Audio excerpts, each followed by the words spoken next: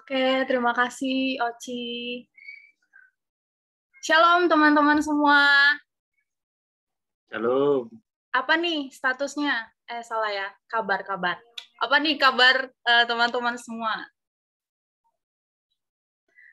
Ya, puji Tuhan, semuanya sepertinya dan semoga dalam keadaan yang baik dan sukacita dalam lindungan Tuhan. Puji Tuhan, kita bisa berkumpul di sini untuk melaksanakan Bible Study kita dalam Seri Garam dan Terang Dunia, yaitu mengenai pasangan hidup.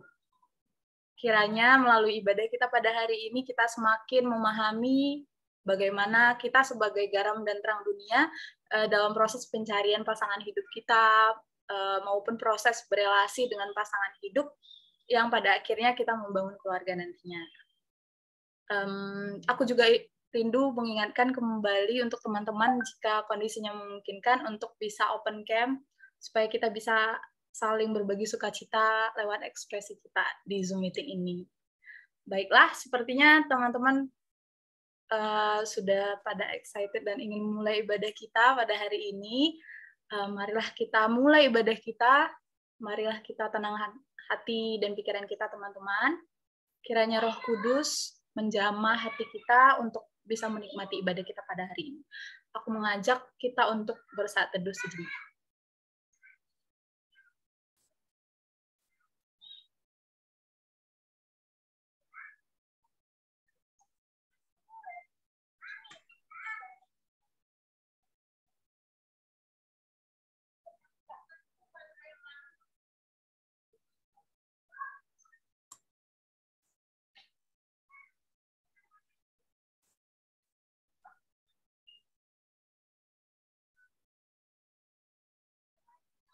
Marilah kita berdoa. Terima kasih Bapa atas kasih karunia-Mu pada kami semua, kami bisa berkumpul di sini Tuhan untuk bersekutu bersama mendengarkan firman-Mu Tuhan. Berkatilah Tuhan anak-anak-Mu di sini, kiranya Engkau menuntun kami untuk bisa fokus dalam ibadah ini Tuhan, untuk bisa mendengarkan suara-Mu, firman-Mu. Demikian kami semakin dikuatkan menjadi pribadi sebagai garam dan terang dalam proses mencari pasangan hidup maupun berelasi dengan pasangan bagi kami yang sudah memiliki pasangan Tuhan. Berkatilah jaringan dan perangkat yang kami gunakan Tuhan. Berkatilah Kak Oce yang akan membawa firman nanti. Kiranya Roh Kudus yang menuntun kami semakin mengenal-Mu dalam ibadah ini Tuhan. Sebelum itu semua, ya Tuhan, kami menyerahkan diri kami yang penuh dosa ini ke dalam tangan-Mu Tuhan. Kiranya kasih karunia oleh pengampunan-Mu memurnikan hati kami, diri kami untuk semakin terbaharui hari demi hari menjadi semakin seperti teladan kami Yesus Kristus Tuhan. Inilah doa kami Bapa, di dalam nama anak-Mu Yesus Kristus kami berdoa dan mengucap syukur kami.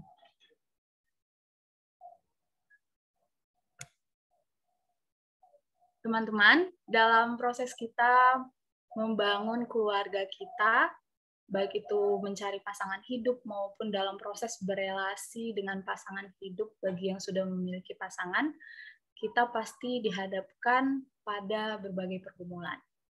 Namun ingatlah, kasih Tuhan yang menciptakan kita. Kasih itu juga yang mempersatukan kita, karena kita adalah satu keluarga dalam Kristus. Marilah kita siapkan hati untuk mendengarkan sharing firman Tuhan, sambil kita menyanyikan lagu Satu Keluarga dalam Kristus.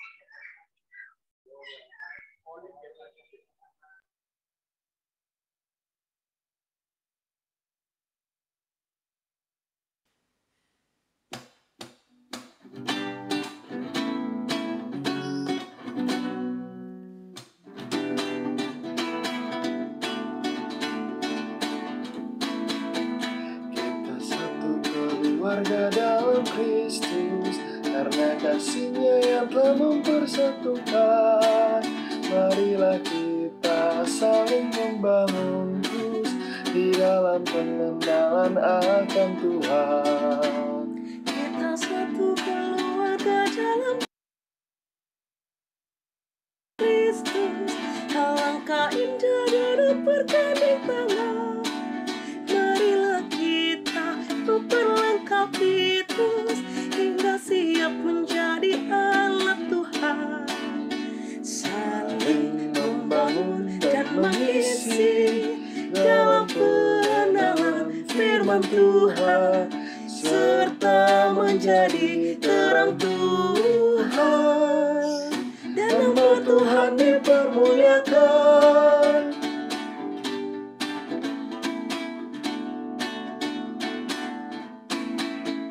Kita satu keluarga dalam Kristus. Alangkah indah duduk bergandeng tangan. Marilah kita memperlengkapi terus hingga siap menjadi anak Tuhan. Saling membangun dan mengisi dalam pengenalan firman Tuhan, serta menjadi terang Tuhan, dan nama Tuhan dipermuliakan.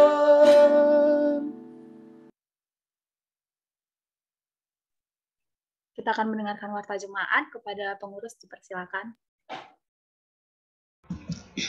Oke, terima kasih Kak Mari. Shalom Kakak Abang dan teman-teman. Aku akan membacakan warta jemaat untuk kita pada hari ini. Yang pertama untuk pelayanan ibadah hari ini, MC-nya ada Kak Mari dari STMKG Angkatan 2018. Singernya ada Jojo dari STAN Angkatan 2019 dan Monica dari PKJ Angkatan 2020. Musiknya ada Bang Yoha dari Trisakti Angkatan 2017. Usher-nya ada aku sendiri, Oci dari SIS Angkatan 2019, dan slidernya ada Vinesia dari STAN Angkatan 2019. Untuk pelayanannya hari ini, mari kita apresiasi dengan reaction atau boleh di chat Zoom. Next. Oke, selanjutnya mau mengingatkan lagi buat kakak abang dan teman-teman bahwa PMKJ akan mengadakan live Instagram setiap hari Senin jam 9 malam, yaitu live tentang overthinking before sleeping. Jadi buat kakak abang dan teman-teman yang ada waktu, boleh banget untuk nonton live streaming di IG PMKJ Jakarta. Dan saat ini kita udah di episode 11 tentang pacar-pacar di manakah engkau. Oke, next. Next, kembali mengundang kakak abang dan teman-teman untuk hadir di ibadah PMKJ minggu depan dengan tema intelektual Kristen di jam dan waktu yang sama, yaitu Selasa 31 Mei 2022 jam 17.00 sampai 18.30 di Zoom yang sama. Pembicaranya ada Bang Joni. Jadi kakak abang dan teman-teman boleh ikut join lagi di ibadah PMKJ minggu depan ya kakak abang dan teman-teman. Next.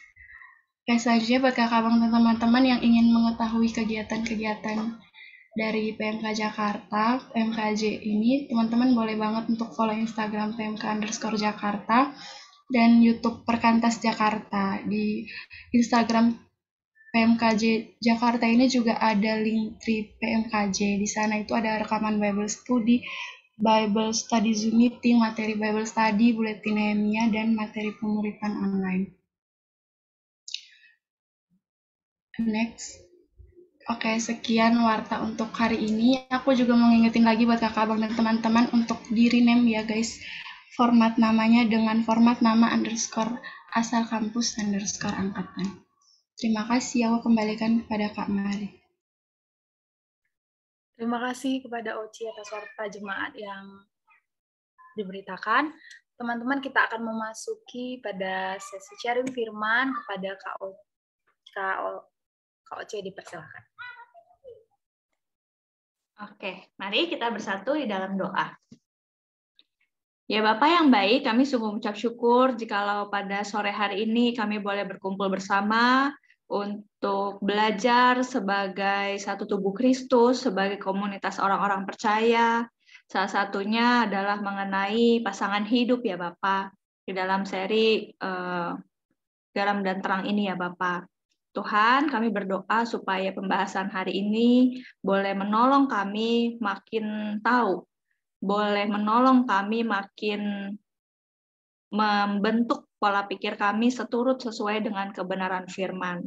Mengingat juga bagaimana dunia ini terus menanamkan value, menanamkan berbagai hal-hal yang mungkin kurang tepat atau jauh dari kebenaran firman Tuhan.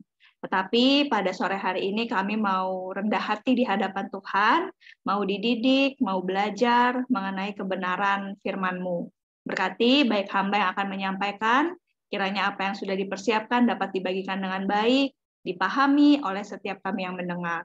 Dan berkati juga setiap kami yang mendengar, jika mungkin saat ini ada hal-hal yang sedang kami pikirkan, gumulkan, atau hal-hal lain yang dapat mendistrak atau mengalihkan fokus kami berdoa ya Bapa, supaya kami dapat menanggalkannya, sehingga kami hanya fokus hanya kepada kebenaran firman-Mu. Di dalam nama Tuhan Yesus Kristus, kami berdoa, kami bersyukur. Amin. Oke, aku akan share screen terlebih dahulu ya, teman-teman ya. Sebentar. Oke, udah muncul ya di tempat teman-teman ya. Oke. Ya, teman-teman, shalom, selamat sore semuanya. Sebelumnya perkenalan terlebih dahulu ya. Nama aku Rosevin, biasa dipanggil Rosevin atau Ece. Ini latar belakang pendidikanku. Saat ini aku bergereja di GKI Bintaro Utama, tapi sebenarnya karena udah menikah, tapi pas pandemi juga ya, jadi ikut gereja suami juga di HKBP Petukangan.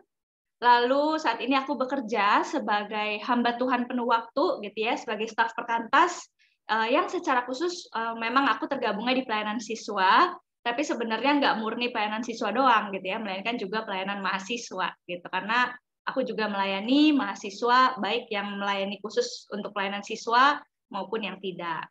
Dan saat ini aku sudah menikah, sudah berusia 2 tahun, karena pas aku nikah, pas banget pandemi, gitu ya, jadi sama usia corona.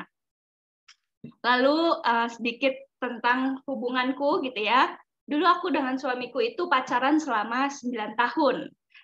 Pacaran sejak SMA kelas 11 dan kami menikah di tahun 2020. Dan selama pacaran kami menerapkan apa ya sebutannya? Kalau aku sebutnya pacaran kudus gitu ya, pacaran Kristen. Nah, apa itu pacaran Kristen atau pacaran kudus? Nanti kita juga akan bahas gitu ya di dalam topik hari ini. Ngomong-ngomong, nanti sepanjang aku ngejelasin, kalau teman-teman ada pertanyaan, silahkan ditanyain. Teman-teman bisa ini ya, ketik pertanyaan di @slido gitu. Oke. Nah, teman-teman, itu perkenalan singkat dari aku. Aku juga senang bisa bertemu dengan teman-teman, meskipun mungkin tidak bisa mengenal atau ketemu secara langsung, tapi semoga pertemuan virtual ini membuat kita ya setidaknya lumayan mengenal lah ya satu sama lain. Ya, teman-teman, tema hari ini adalah menemukan pasangan hidup.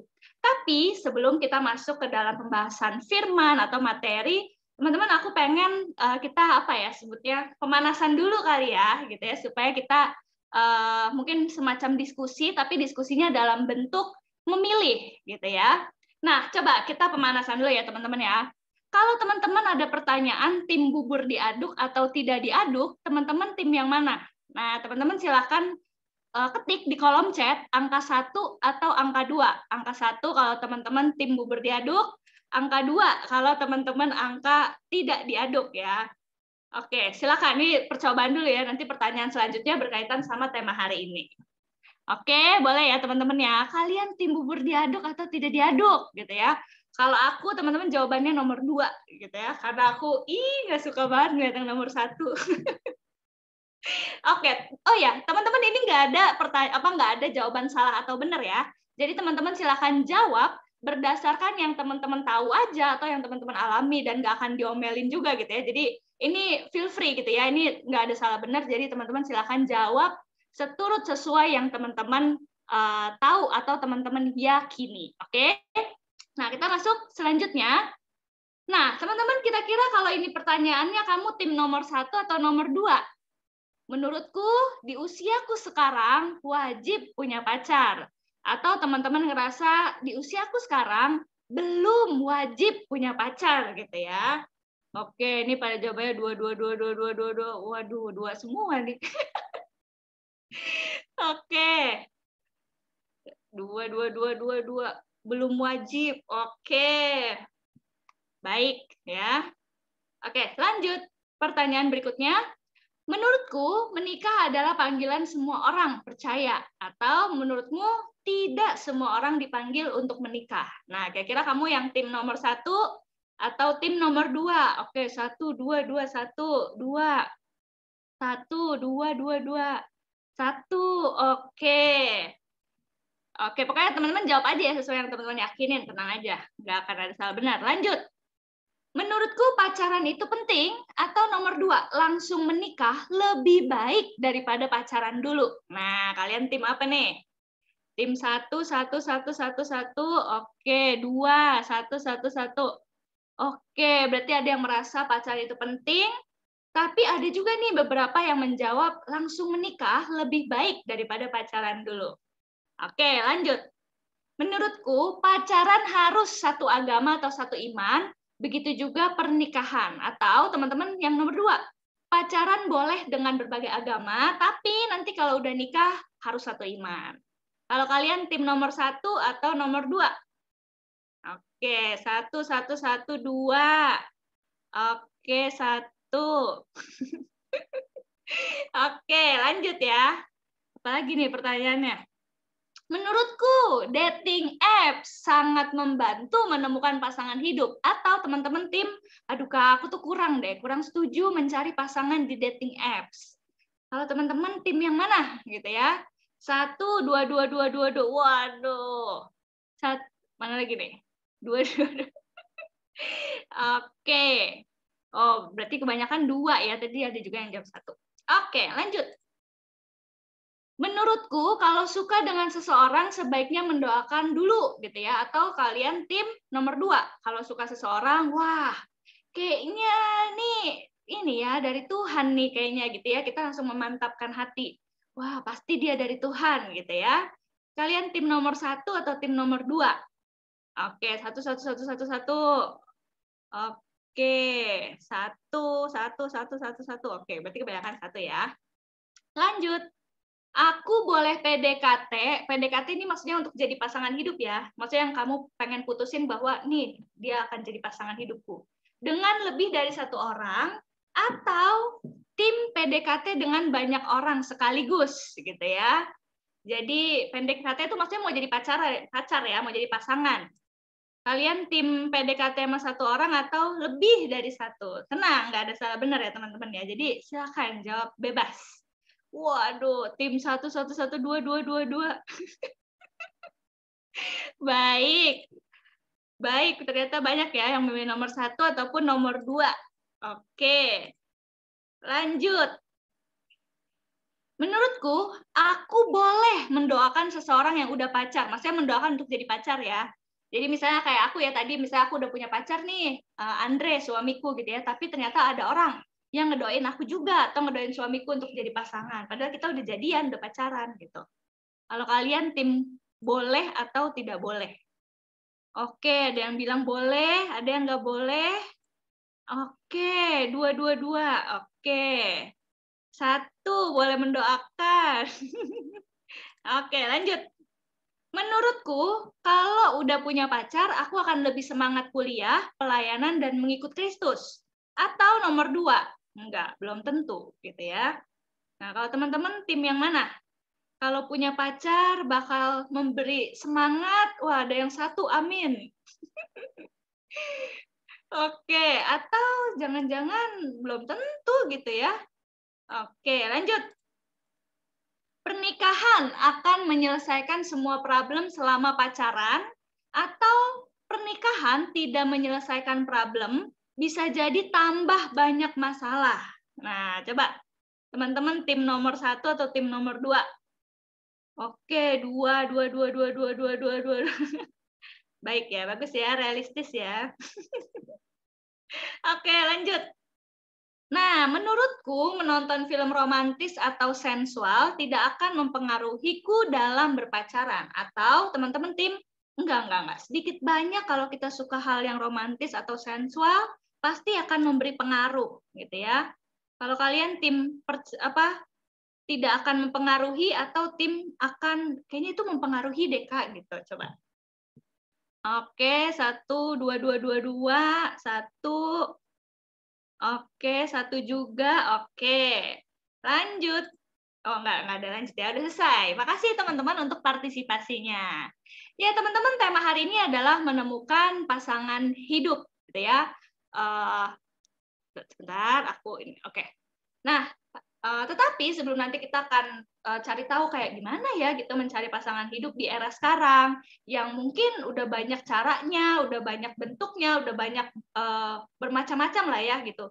Tetapi pertama-tama mari kita coba menjawab beberapa pertanyaan dasar kayak apa sih gitu ya rancangan dasar Allah bagi manusia berkaitan dengan pasangan hidup gitu ya sesuai dengan tema hari ini. Teman-teman, ketika kita membicarakan mengenai pasangan hidup, itu tidak terlepas dengan apa yang dilakukan oleh Allah di dalam penciptaan mula-mula baik segala sesuatunya maupun manusia. Nah, pertama-tama mari kita lihat dari Kejadian 2 ayat 18 sampai 25. Mari kita lihat sama-sama. Aku minta ya satu orang secara random untuk bacain ayat 18 sampai 20 yang ada di slide ini. Boleh ya, minta satu orang ya. Minta tolong, siapa ya? Boleh minta tolong Yohana UNJ 2020. Apakah bisa untuk bacain? Yohana UNJ 2020. Apakah bisa untuk open mic, bacain buat kita? Kalau nggak bisa juga nggak apa-apa sih. Apakah Sabi? Oke, lagi nggak bisa. Oke, kalau gitu aku aja yang bacain ya. Tapi teman-teman harus baca dari tempat masing-masing, gitu ya. Nggak usah open mic, tapi kita baca sama-sama. Oke, Kejadian 2 ayat 18 sampai 25 aku bacain. Tuhan Allah berfirman, tidak baik kalau manusia itu seorang diri saja. Aku akan menjadikan penolong baginya yang sepadan dengan dia.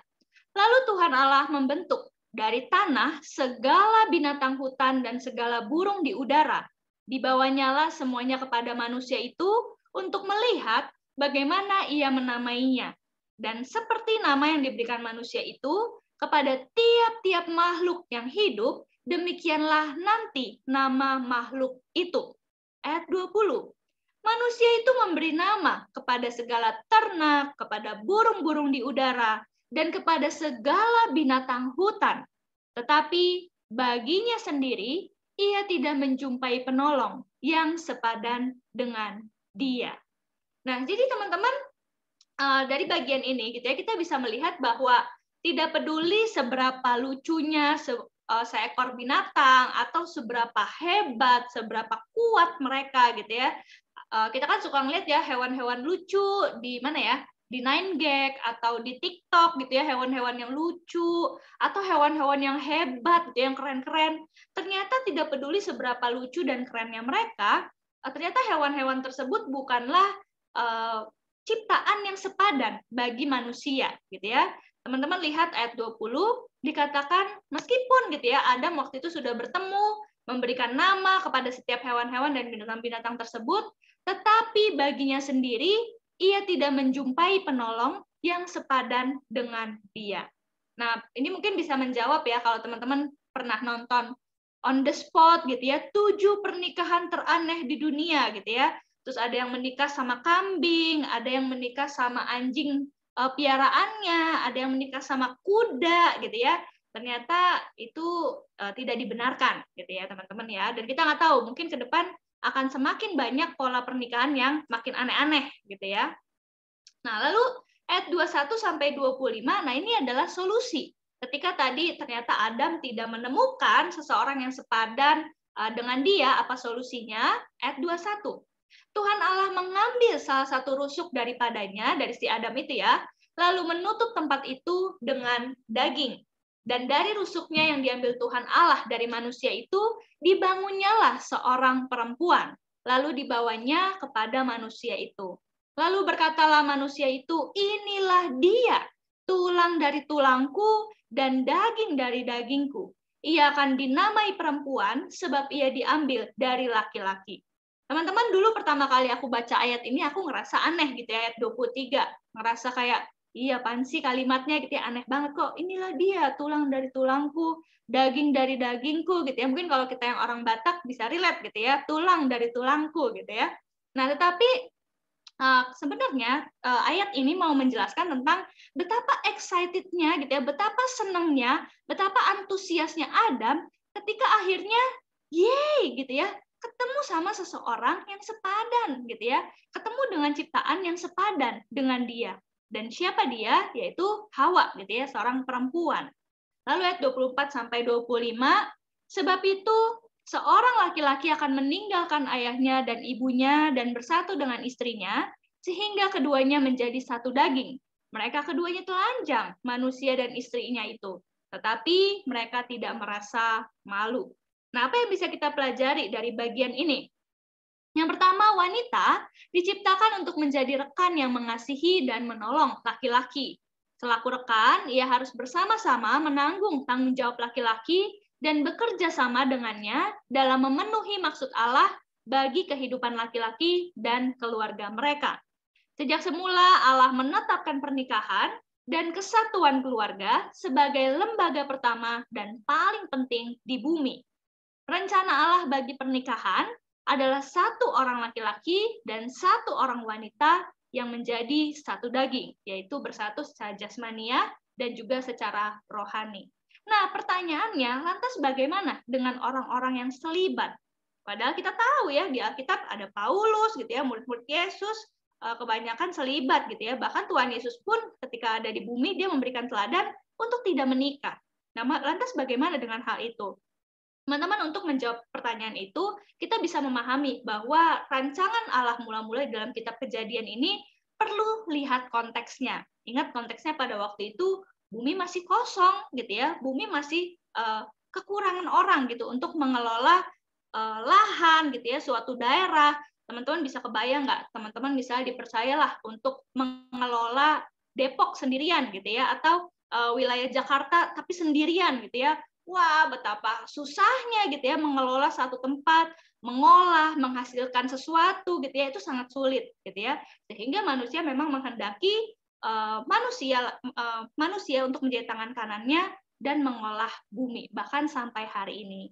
Tetapi teman-teman jangan lupa di Alkitab juga ada panggilan untuk selibat atau orang yang tidak menikah gitu ya, mengkhususkan dirinya tidak menikah begitu. Nah, biasanya kalau teman-teman tanya misalnya, Kak, orang yang selibat itu biasanya kenapa kok mereka tidak menikah? Begitu jawabannya, ada di antara mereka yang mengkhususkan diri karena memang untuk pelayanan gitu ya, memberi diri untuk pelayanan. Kalau di Katolik kan ada romo gitu ya dan lain-lain, atau misalnya ada orang-orang yang memang kita tahu mereka mengkhususkan diri untuk tidak menikah begitu. Karena mau memfokuskan diri untuk biasanya sih yang paling sering untuk pelayanan ya. Tetapi aku juga pernah mengetahui waktu itu ada seseorang yang kesaksian, beliau memutuskan untuk tidak menikah karena beliau gay, teman-teman. Jadi beliau gay dan dia jelas tahu orientasinya ini tidak benar di hadapan Tuhan, termasuk kehidupan seksualitasnya ini kalau dia turutin, dia buahi, itu tidak benar di hadapan Tuhan, sehingga dia memutuskan untuk tidak menikah. Begitu ya. Jadi tidak menikah baik dengan perempuan ataupun dengan laki-laki. Begitu. Itu secara singkatnya nanti bisa didiskusikan lagi gitu ya, mengapa ada orang-orang yang selibat. Nah, selanjutnya, bagaimana dengan pacaran? Kalau tadi kita ngomongin tentang pasangan hidup gitu ya, pernikahan, lantas bagaimana dengan pacaran? Bukankah teman-teman, kita kalau ketik kata pacaran begitu ya, tidak ada kata pacaran gitu ya, nggak ada di dalam Alkitab.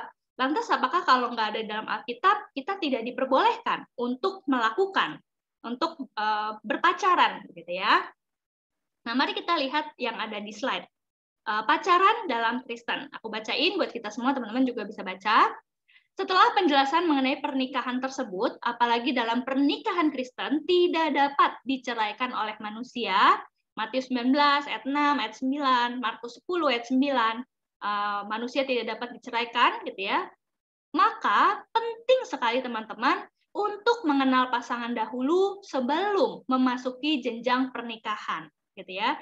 Jadi kalau teman-teman mau tahu definisi tentang pacaran gitu ya, bagiku pacaran itu adalah proses mengenal pasangan. sebelum akhirnya memasuki jenjang pernikahan. Gitu. Karena zaman sekarang ini masalah definisi pacaran tuh dipermasalahkan. Misal ya, aku dengar orang-orang yang bilang, kita nggak pacaran, tapi kita komitmen gitu ya. Oke, kata pacarannya nggak dipakai gitu ya, tapi apa isi komitmennya itu gitu?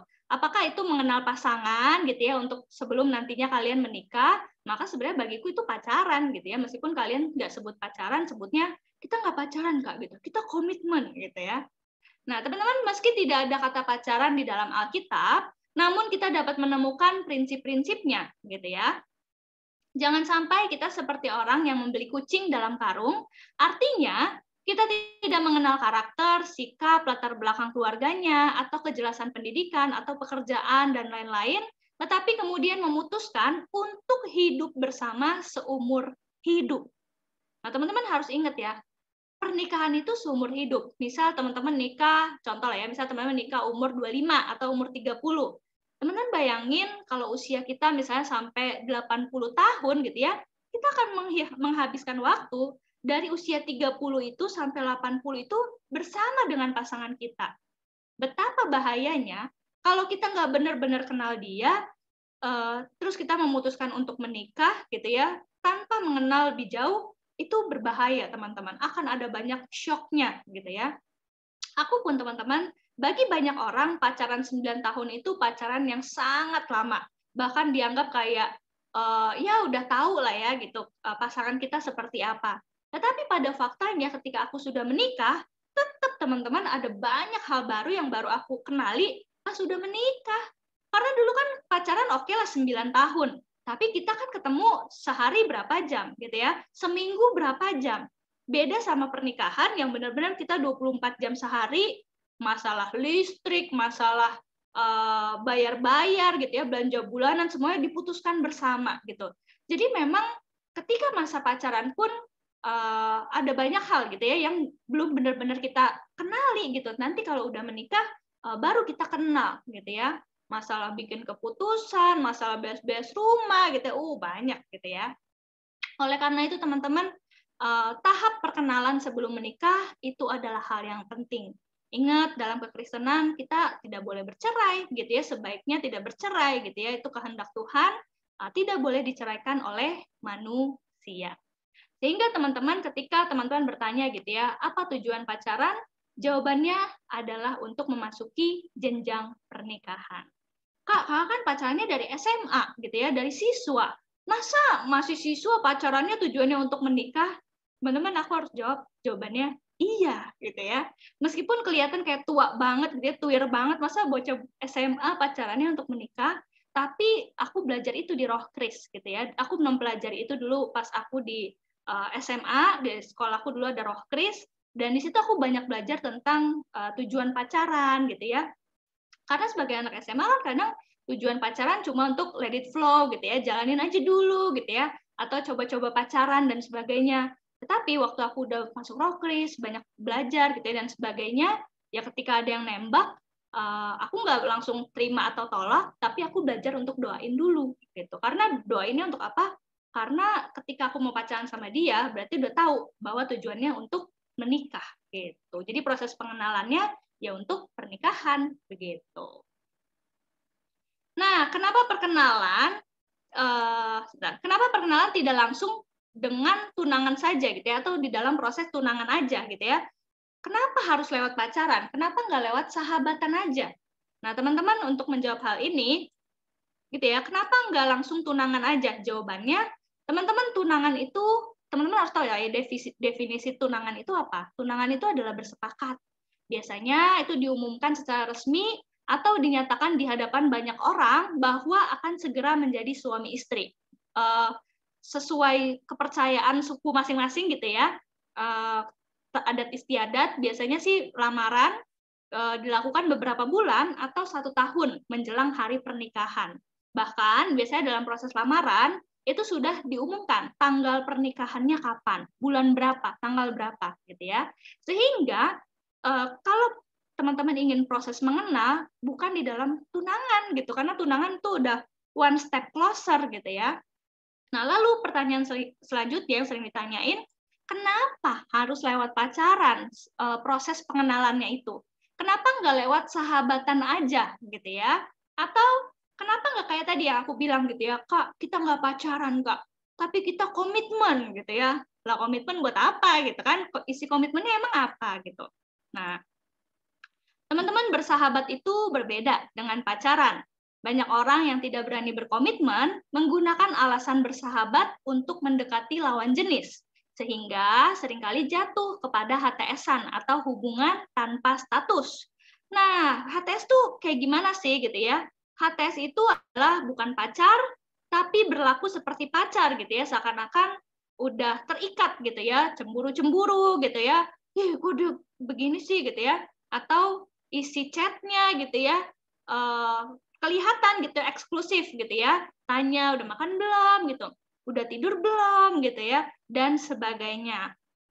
Hal ini tentu tidak tepat dilakukan karena segala sesuatu yang tidak jelas itu tidak baik gitu ya. Kalau memang kalian mau pacaran ya sebut pacaran gitu, jangan bilangnya sahabatan atau adek-adean gitu ya. Dulu aku pernah tuh ada temanku yang kayak gitu, nggak jadian tapi dia adek-adean gitu ya, sebutannya.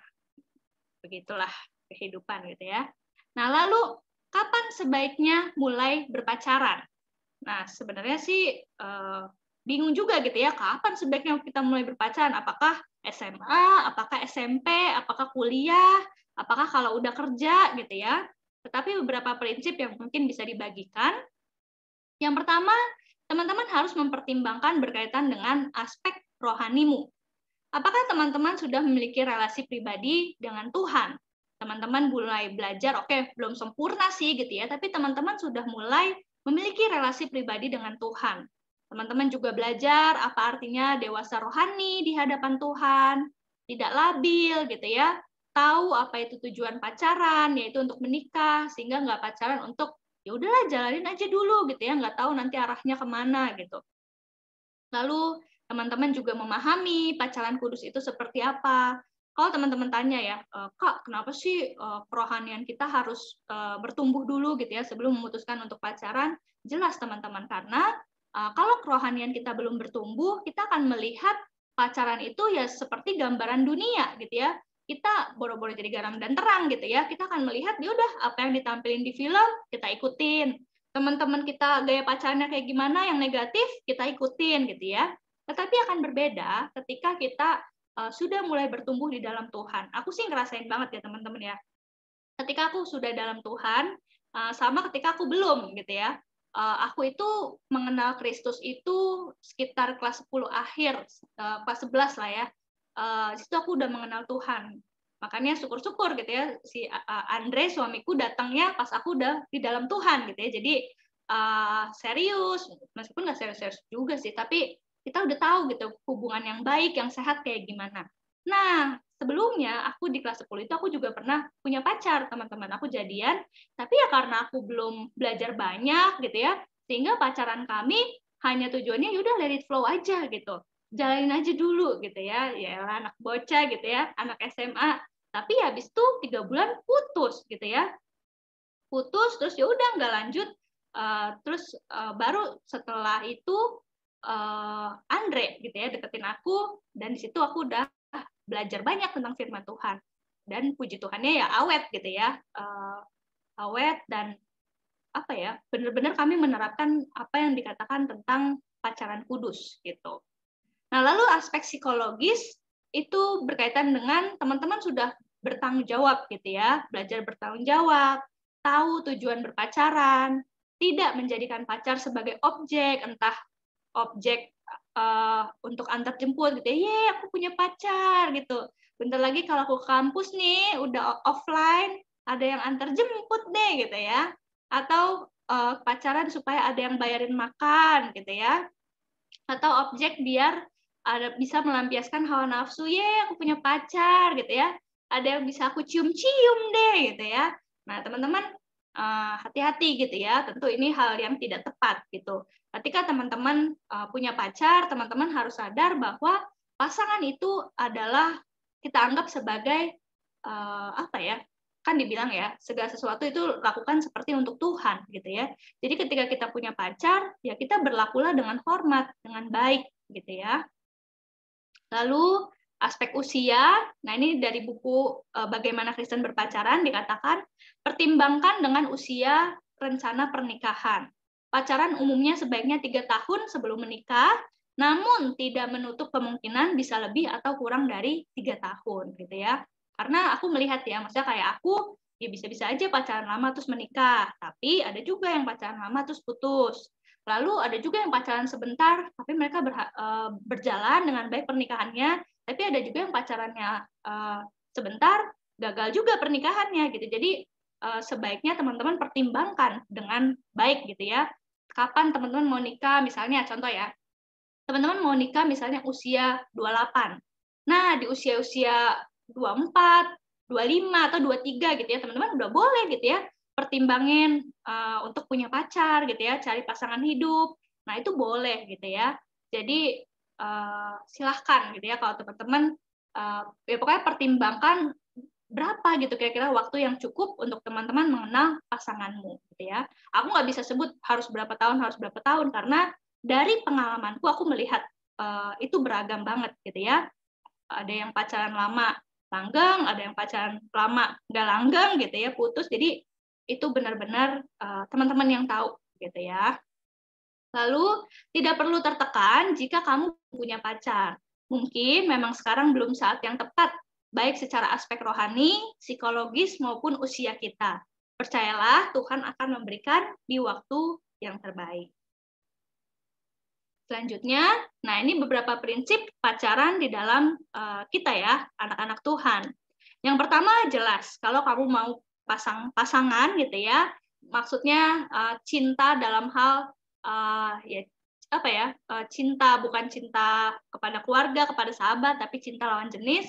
Yang pertama haruslah dengan manusia. Nah, kenapa dengan manusia ini penting dijelaskan? Karena kalau dilihat dari perkembangan zaman gitu ya, makin banyak pernikahan yang aneh-aneh.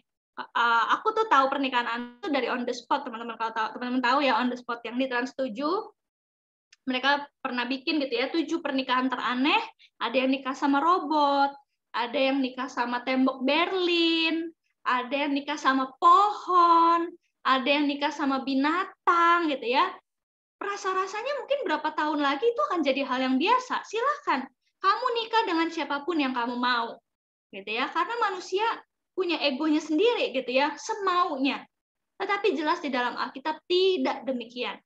Pasanganmu haruslah manusia. Dan yang kedua, nggak cuma dengan manusia gitu ya, tapi dengan lawan jenis gitu ya. Tuhan menciptakan kalau memang panggilanmu untuk menikah, maka kalau kamu laki-laki berpasanganlah dengan perempuan. Kalau kamu perempuan berpasanganlah dengan laki-laki gitu ya, begitu sebaliknya begitu. Laki-laki dengan perempuan, perempuan dengan laki-laki. Mungkin ada di antara teman-teman yang bergumul dengan hal ini gitu ya. Ada berbagai penyebab yang mungkin membuatmu lebih tertarik dengan sesama jenis daripada dengan lawan jenis. Kalau aku boleh usulkan, teman-teman harus cari tahu gitu. Apa yang membuatmu demikian? Apa yang membuatmu kok aku perempuan tapi aku lebih tertarik secara cinta gitu, cinta romantis ya teman-teman ya, bukan cinta sahabat, karena beda cinta sahabat sama cinta romantis itu berbeda. Kalau teman-teman merasa kok aku laki-laki tapi aku sukanya sama laki-laki ya, cinta romantisnya, kok aku perempuan sukanya sama perempuan ya, teman-teman perlu menemukan apa penyebabnya. Kira-kira kenapa ya kok aku lebih tertarik dengan sesama jenis? Nah, coba temukan. Bahkan kalau teman-teman punya kakak rohani, pembina, atau konselor gitu ya, itu sangat-sangat membantu gitu ya dalam proses pencarian, menemukan apa ya, mungkin bisa dibilang penemuan jati diri mungkin gitu ya, atau hal-hal sejenisnya. Dan itu perlu teman-teman lakukan gitu ya. Lalu yang ketiga, dengan gitu ya Kristen yang bertumbuh atau ya orang yang bertumbuh di dalam Tuhan. Kenapa kok nggak boleh Kak sama yang misalnya beda agama, atau bahkan banyak kok teman-teman yang seagama tapi ternyata dia nggak seiman gitu, nggak sungguh-sungguh percaya sama Kristus. Nah, teman-teman perhatikan 2 Korintus 6 ayat 14 sampai 16. Biar nggak aku mulu deh yang ngomong, gantian ya guys. Karena ini banyak banget penjelasannya, jadi aku akan memilih secara random. Siapa ya? Ini deh, Yohanes Trisakti 2017. Apakah ada dan bisa membacakan? Ya. Oke, boleh bacain yang nomor 3 ya. Dengan yang Kristen bertumbuh. 2 Korintus 6 ayat 14 sampai 16. Janganlah kamu merupakan pasangan yang tidak seimbang dengan orang-orang yang tak percaya. Sebab persamaan apakah terdapat antara kebenaran dan kedurhakaan? Atau bagaimanakah terang dapat bersatu dengan gelap? Persamaan apakah yang terdapat antara Kristus dan Belial? Apakah bagian bersama orang-orang percaya dengan orang-orang tak percaya? Apakah hubungan bait Allah dengan berhala? Karena kita adalah bait dari Allah yang hidup. Menurut firman Allah ini, aku akan diam bersama-sama dengan mereka dan hidup di tengah-tengah mereka. Dan aku akan menjadi Allah mereka, dan mereka akan menjadi umatku. Oke. Ya teman-teman, memang ya kalau kita cari orang yang benar-benar wah Kristen yang bertumbuh di dalam Tuhan gitu ya, wah itu susah banget gitu ya. Berapa persen orang di dunia ini yang udah benar-benar Kristen bertumbuh di dalam Tuhan. Tapi teman-teman, salah satu hal penting ya kalau teman-teman misalnya lagi deket sama orang atau mungkin udah punya pacar gitu ya, salah satu hal yang harus teman-teman temukan dari dia adalah setidaknya dia mau bertumbuh di dalam Tuhan dan kelihatan juga gitu ya buah-buah di dalam hidupnya.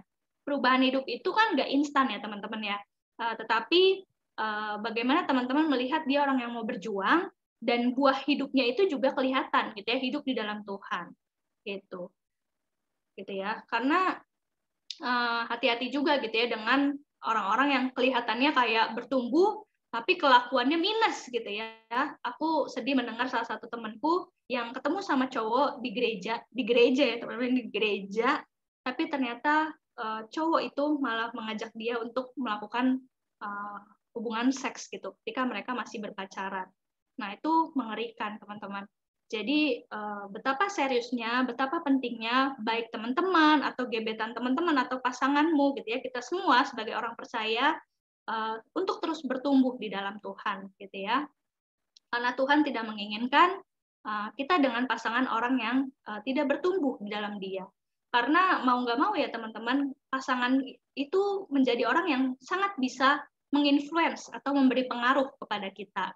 Apalagi kan kita sayang gitu ya, kita suka sama dia. Sehingga kadang-kadang kejatuhan dalam pacaran tuh biasanya ketika kita nggak enakan sama pasangan kita gitu ya. Kita ngerasa, aduh nanti kalau aku nolak, nanti dia minta putus dan sebagainya gitu ya. Sehingga teman-teman kalau pasangan teman-teman bukan orang yang mau bertumbuh di dalam Tuhan, diajakin persekutuan, nggak mau mulu gitu ya, itu perlu teman-teman cari tahu gitu ya, gali kenapa dia kayak gitu ya. Karena sebaiknya pasanganmu adalah orang yang mau bertumbuh di dalam Tuhan. Dulu aku itu dari sekolah yang roh krisnya bagus lah gitu ya. Bagus tuh dalam artian roh krisnya udah ada persekutuan Jumatnya, persekutuan doanya, berjalan dengan baik, kami punya ruangan roh kris. Aku juga dulu ikut student fellowship gitu kan, semacam PMKJ gitu, tapi untuk siswa-siswa. Sementara Andre bukan dari sekolah yang sekolahnya punya persekutuan gitu, sekolah Katolik, tapi Katoliknya bisa dibilang mengerikan gitu karena gaya hidupnya gitu ya, bullying dan sebagainya erat gitu ya di sekolahnya gitu. Nah lantas gimana gitu ya? Tapi salah satu hal yang aku lihat adalah dia mau bertumbuh gitu, meskipun di sekolahnya nggak ada persekutuan, tapi dia mau hadir di acara-acara pelayanan siswa gitu ya. Bahkan waktu kami udah kerja, dia ikut juga persekutuan alumni gitu ya. Setidaknya itu yang aku lihat gitu, dia mau berjuang gitu. Selanjutnya, prinsip berpacaran tujuannya adalah untuk memuliakan Tuhan gitu ya, prinsip yang harus teman-teman pegang. Apapun yang kamu perbuat, perbuatlah dengan segenap hatimu seperti untuk Tuhan dan bukan untuk manusia. Dan juga dilakukannya di dalam kasih. Dan hukum yang kedua yang sama dengan itu ialah kasihilah sesamamu manusia seperti dirimu sendiri. Dan keenam, di dalam kekudusan, karena inilah kehendak Allah, pengudusanmu, yaitu supaya kamu menjauhi percabulan. Allah memanggil kita bukan untuk melakukan apa yang cemar, melainkan yang kudus. Nah, lantas apa yang harus kulakukan kalau aku mulai jatuh cinta? Nah, siapa nih di antara teman-teman yang lagi naksir-naksir gitu ya, atau mulai lagi PDKT, atau mungkin ada yang udah jadian juga gitu ya. Bagaimana menentukan apakah dia pasangan hidupku? Yang pertama, teman-teman, ini adalah gaya hidup kita ya, sebenarnya harus terus kita kembangkan. Belajarlah mendoakan segala sesuatu, termasuk hubunganmu kepada Tuhan. Coba doakan dirimu dan perasaanmu kepada Tuhan, tanyakan, apakah perasaan ini dari Tuhan atau keinginan sesaat? Atau mungkin kalau teman-teman yang udah punya pacar gitu ya, belajar mendoakan juga Tuhan, apakah dia benar pasanganku darimu gitu ya, maksudnya untuk pernikahan. Atau jangan-jangan bukan gitu. Karena ingat teman-teman, meskipun dari awal tujuan pacaran kita adalah untuk menikah, tetapi salah satu hal yang membedakan pacaran sama menikah adalah pacaran masih bisa putus. Tapi pernikahan tidak bisa putus gitu ya.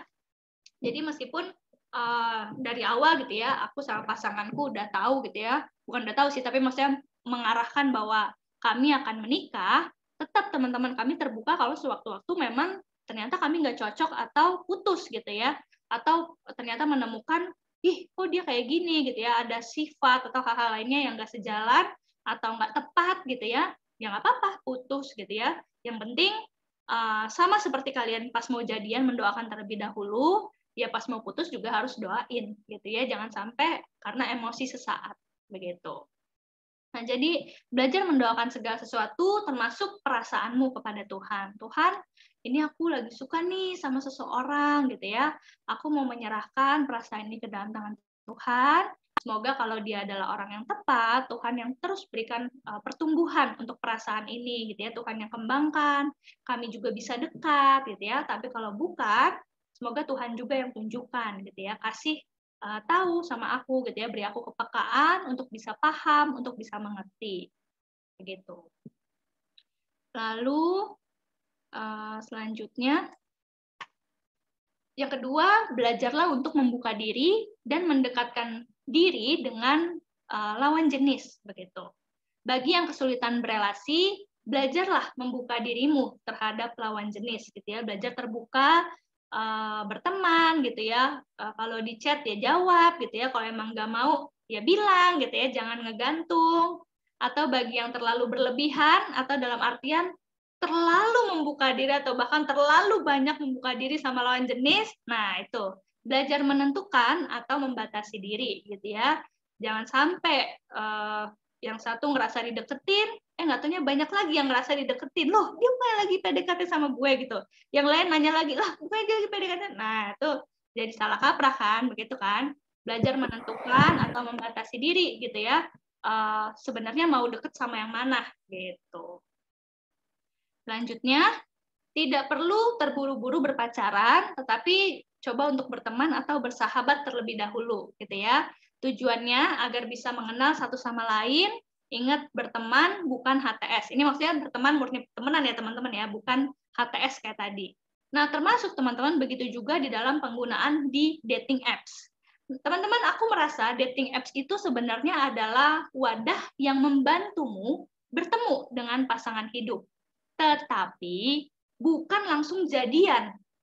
Nah, ini kan kebanyakan orang di dating apps tuh belum benar-benar kenal gitu ya, baru kenal via media sosial aja, atau mungkin dalam waktu yang masih sangat singkat, langsung kalau match gitu ya, langsung auto jadian gitu ya. Oke, gue cewek lo cowok gue gitu ya. Padahal teman-teman, bagiku dating apps itu membantu gitu. Supaya teman-teman bisa terbantulah ketemu dengan orang gitu kan. Tapi bukan langsung ketika ketemu langsung match, langsung chat gitu ya, nggak lama langsung jadian dan sebagainya. Menurutku itu terlalu prematur gitu ya.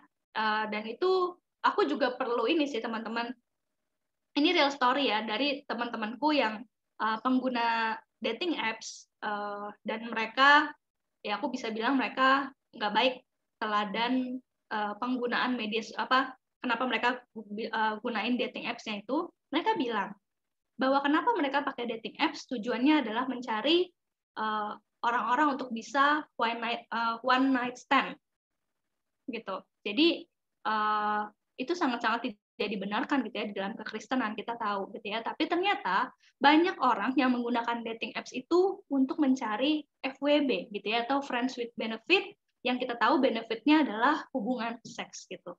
Ini dunia kita sekarang, teman-teman. Kita nggak perlu pura-pura nggak tahu, atau mungkin ada yang memang nggak tahu gitu ya. Sehingga aku kadang kasihan sama orang-orang yang memang murni atau tulus mau cari pacar di dating apps. Syukur-syukur gitu ya kalau ketemu yang memang baik gitu ya. Aku nggak bilang semuanya kayak gitu ya, tapi syukur-syukur kalau memang ada yang baik dan memang ketemu di dating apps gitu ya.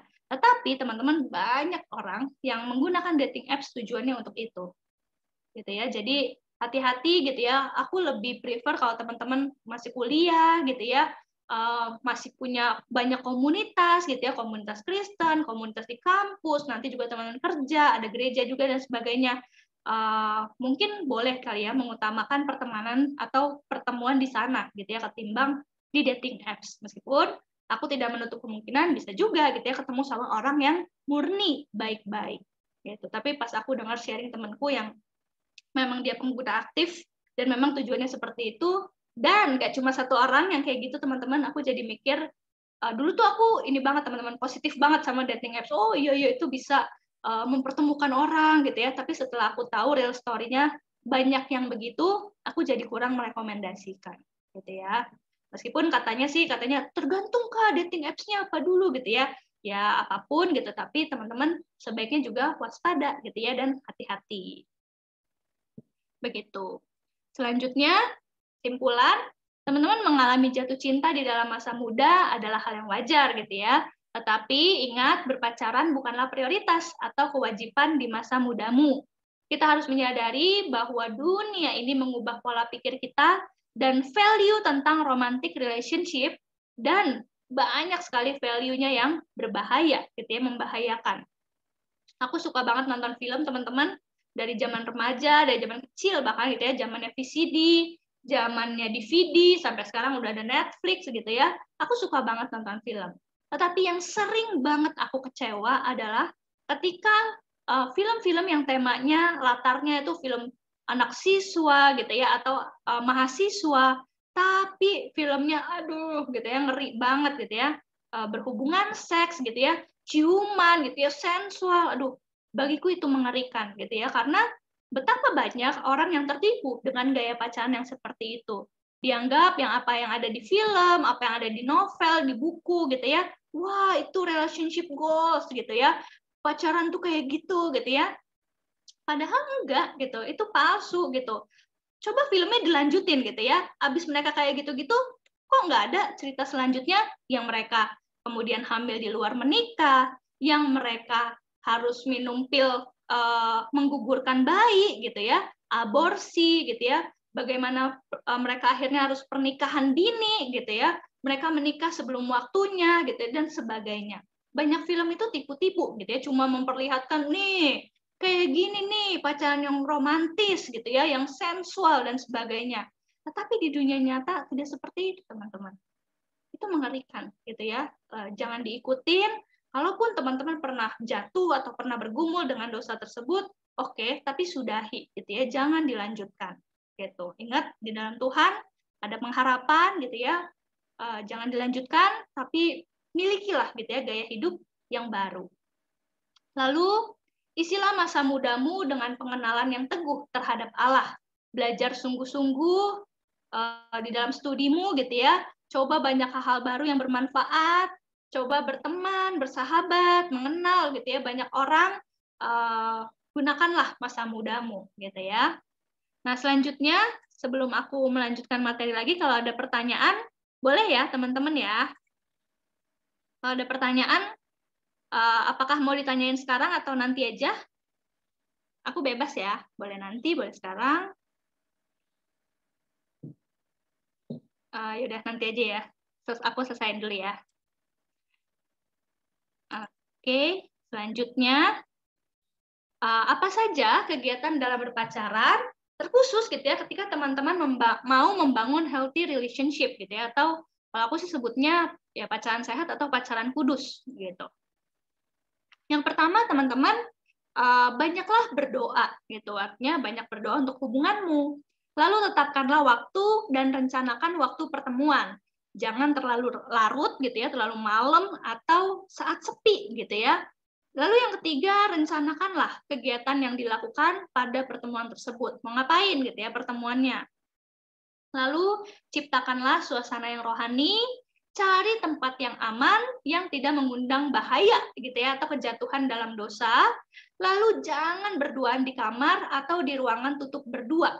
Teman-teman mau seberapa lama aku pacaran gitu ya sama pacarku, sama Andre gitu ya, suamiku, meskipun, jadi kan kami sempat LDR ya, karena pas kuliah aku di Depok, Andre di Bandung.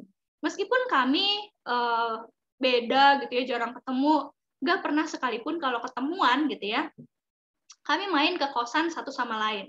Maksudnya jangan sampai, ih kok sini kok itu ke kosan, berarti mereka ngapa-ngapain, ya nggak gitu juga sih. Tapi kami sangat menghindari tempat-tempat di mana itu terlalu eksklusif atau cuma berduaan aja gitu ya. Atau bahkan kalaupun kami main ke rumah, jadi misalnya Andre main ke rumahku atau aku main ke rumah Andre, nggak pernah ketika rumahnya kosong gitu ya. Enggak gitu. Itu sangat bahaya gitu ya. Meskipun misalnya, Kak, tapi kan kakak udah bertumbuh dalam Tuhan, kakak anak roh Kris gitu. Masa takut banget sih Kak jatuh dalam dosa? Nah, teman-teman, mungkin karena aku punya banyak teman yang jatuh dalam dosa kayak gitu ya, membuat aku jadi sadar gitu.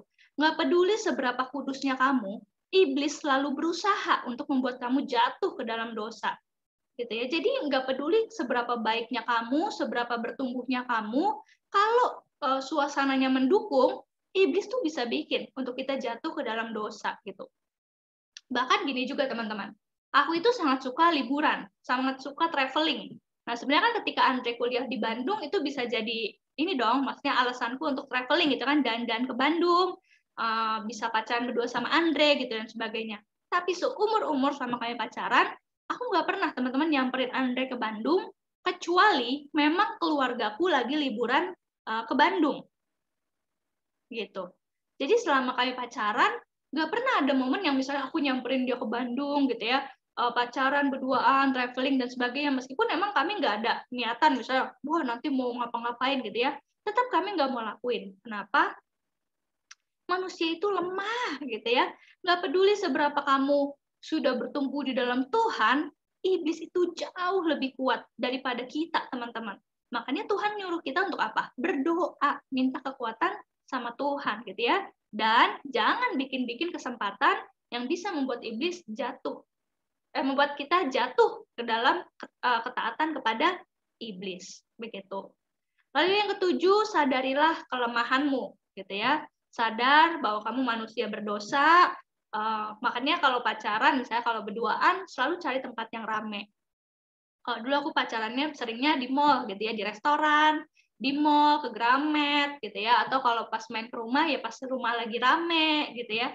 Jadi bukan cari misalnya di basement kampus yang sepi, yang kosong, pacaran di dalam mobil. Nah itu baik-baik gitu ya, jangan kayak gitu. Atau misalnya main ke rumah pas rumah pasangan lagi orang tuanya lagi pergi, lagi kosong gitu ya.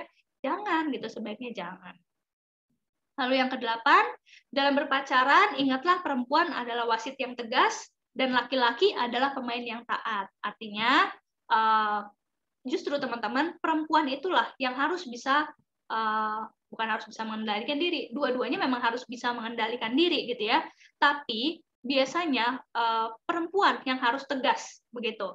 Dalam artian gini teman-teman, waktu kami pacaran gitu ya, misalnya aku sama Andre lah, Andre tuh suka bilang, masa sih kita nggak boleh cium gitu, masa cium doang nggak boleh, misalnya cium kan nggak bisa bikin hamil gitu ya dan sebagainya. Tetapi gitu ya, dari sisi akunya ya aku tegas, aku bilang bahwa ya enggak gitu, tapi ya jangan gitu, maksudnya ya ciuman itu ya hanya untuk nanti dalam pernikahan gitu.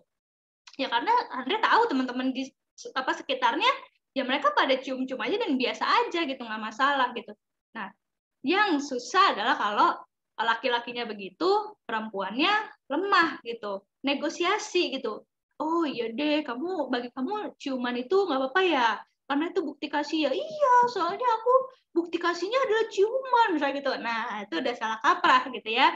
Jadi ya sebenarnya sih baik laki-laki maupun perempuan ya kalian harus tegas gitu ya, harus bisa mengontrol diri. Jadilah pemain yang taat. Kalau kamu mau pacaran, ya pastikan gitu ya kamu bisa bermain dengan rules yang ada gitu ya di dalam pacaranmu.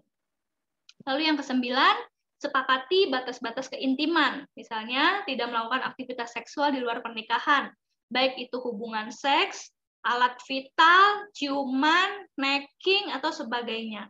Dulu aku bahkan baru tahu teman-teman istilah first base, second base gitu ya. Itu istilah yang sebenarnya ada di dalam olahraga kasti gitu ya. Kalau teman-teman tahu kan ada first base, gitu, second base. Aku baru tahu ternyata dari siswa-siswa yang kakakku dulu, mereka bilang, teman-temanku mah sekarang udah ada di second base gitu ya, atau di third base gitu. Dan itu ada artinya semua teman-teman. Misalnya first base itu ciuman, nanti second base makin parah lagi, misalnya main-mainin alat vital gitu ya, atau yang selanjutnya apa sampai yang base terakhir tuh maksudnya berhubungan intim. Nah teman-teman, terkadang ya teman-teman, dosa pornografi itu nggak kelihatan gitu, kita bisa nutupin gitu ya, tetapi teman-teman hati-hati gitu ya. Justru dengan seperti itu kita akan semakin susah untuk keluar gitu, semakin kita nutupin, semakin kita nggak mau terbuka sama siapapun kalau kita jatuh dalam dosa itu ya. Pornografi itu baik film dan sebagainya ataupun dalam aktivitas pacaran kita. Nah itu hati-hati gitu ya. Ketika teman-teman memutuskan untuk pacaran, sepakati batas-batas keintiman gitu ya. Sampai di mana? Apakah boleh cium misalnya cium bibir, oke lah nggak boleh. Tapi bagaimana dengan cium pipi? Bagaimana dengan cium kening, misalnya cium jidat gitu. Nah sepakati gitu ya. Aku teringat salah satu kakak rohani yang aku kenal gitu ya, dia bilang bahwa ketika pacarnya pegang tangan dia gitu ya, dia bisa sebutannya bisa terangsang gitu, sehingga ketika dia pacaran dia bilang ke pasangannya, sebaiknya jangan pegangan ya gitu, kecuali emang ada kebutuhan khusus ya, misalnya nyebrang atau apa, tapi kalau lagi pacaran sebaiknya jangan main-mainin tangan. Nah itu menurutku itu baik sih, itu membuat ketika kita sadar kelemahan tuh jadi lebih hati-hati dan lebih bagus sih menurutku gitu. Selanjutnya apa aja kegiatan dalam berpacaran? Ya ini beberapa hal ya yang bisa teman-teman lakukan: menghadiri persekutuan atau ibadah bersama-sama, persekutuan atau PA berdua, belajar bersama, mengerjakan tugas meskipun bukan kasih contekan ya gitu ya, tapi ngajarin boleh, pelayanan bersama, saling mengunjungi keluarga, membina kebersamaan dan menyalurkan hobi masing-masing. Suka nonton film misalnya, atau misalnya suka baca buku, suka apa, boleh gitu, saling mengerjakan hobi bareng gitu ya, atau rekreasi bersama ya. Kalau aku, karena aku suka traveling, tapi kalau kami keluar kota berdua itu berbahaya gitu ya, jadi ya kami rekreasinya di dalam kota aja gitu ya, di Jakarta gitu ya, misalnya kami ke Ancol gitu ya, Ancol kan rame gitu ya, Dufan rame gitu ya, ya kami seru-seruan gitu ya, bareng-bareng dan bisa, nggak apa-apa gitu ya, selama bukan misalnya kami keluar kota berdua gitu ya, atau bahkan ada temanku yang masih pacaran udah keluar negeri berdua gitu ya, bahkan kayaknya banyak ya selebgram yang mempopulerkan traveling berdua gitu ya, entah di dalam negeri ataupun luar negeri, dan tidurnya satu kamar gitu ya, meskipun mereka bilang kayak enggak kok gitu satu kamar tapi beda tempat tidur gitu ya. Nah, tetap aja secara moral, secara ini kan moralitas ya itu nggak tepat ya ketika kita belum menikah tapi udah tidur satu kamar begitu. Nah, dalam melakukan aktivitas bersama pacar, pastikan tidak dilakukan di tempat sepi atau yang benar-benar hanya berdua gitu ya.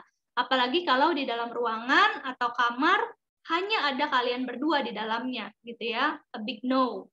Karena godaan dalam berpacaran datang ketika hanya berduaan, bukan ketika ramai. Dan dari semua pasangan yang jatuh ke dalam dosa seksual, mereka sendiri tidak menyangka kalau mereka akan jatuh ke dalam dosa tersebut. Jadi, hindarilah hal-hal yang bisa membuat jatuh ke dalam dosa. Teman-teman, salah satu temanku cerita gitu ya, dia jatuh ke dalam dosa seksual ketika dia liburan ke luar kota sama pacarnya. Mereka nggak dari awal gini, teman-teman, nanti kita liburan berdua yuk, gitu ya, nanti kita berhubungan intim yuk, misalnya gitu. Enggak, mereka nggak ada rencana kayak gitu. Di dalam benak mereka keluar kota, ya udah mereka mau jalan-jalan, seru-seruan, mau traveling. Tapi siapa yang sangka kalau akhirnya ketika mereka tidur bareng gitu ya, satu kamar, mungkin dalam benak mereka, alah satu kamar doang, emang kenapa sih gitu ya, nggak bikin jatuh dalam dosa kok gitu ya. Tapi dari pengalaman dia gitu ya, pengalaman dia berkata, justru mereka jatuh ke dalam dosa. Jadi teman-teman, dosa itu kadang bukan sesuatu hal yang dimulai dari hal yang besar, yang kita rencanakan gitu ya, enggak gitu teman-teman. Bisa jadi dosa itu menjadi sesuatu yang enggak kita rencanakan, kita enggak tahu gitu ya, tapi iblis dengan segala caranya gitu ya, menjadikan kesempatan yang ada untuk membuat kita jatuh. Yang namanya kita sayang, yang namanya kita suka gitu ya pengen lah cium-cium gitu ya, sampai seterusnya. Jadi teman-teman, ini ya, jangan gitu ya, jangan lakukan di tempat yang sepi atau yang di ruangan itu hanya kalian berdua gitu ya. Pastikan di tempat yang ramai. Ini perlu banget. Ada dua hal yang sangat penting untuk dicamkan selama berpacaran. Pertama, kasih menuntut kesucian. Yang kedua, kasih menuntut kesetiaan. Kesucian dan kesetiaan tidak dimiliki oleh pasangan-pasangan duniawi yang hidup dalam hawa nafsu kedagingan. Apa yang disaksikan di dalam film-film atau di sekitar kita seringkali gitu ya tidak mencerminkan kedua hal tersebut. Masa pacaran seperti itu tidak akan langgeng gitu ya. Kalaupun langgeng, biasanya langgeng karena nggak enakan, karena udah pernah ngapa-ngapain. Ini based on true story ya. Tidak membawa kebahagiaan yang sejati, sebaliknya malah menumbuhkan duri-duri yang menyakitkan. Selanjutnya, ini ya, 1 Korintus 10 ayat 31, aku menjawab, jika engkau makan, atau jika engkau minum, atau jika engkau melakukan sesuatu yang lain, lakukanlah semuanya itu untuk kemuliaan Allah. Jika ingin menilai pacaranmu sehat atau tidak, lihatlah apa saja hal-hal yang dilakukan di dalam kegiatan pacaranmu. Jadi kalau mau evaluasi gitu ya, coba lihatnya dari sini ya, apa yang kalian lakukan.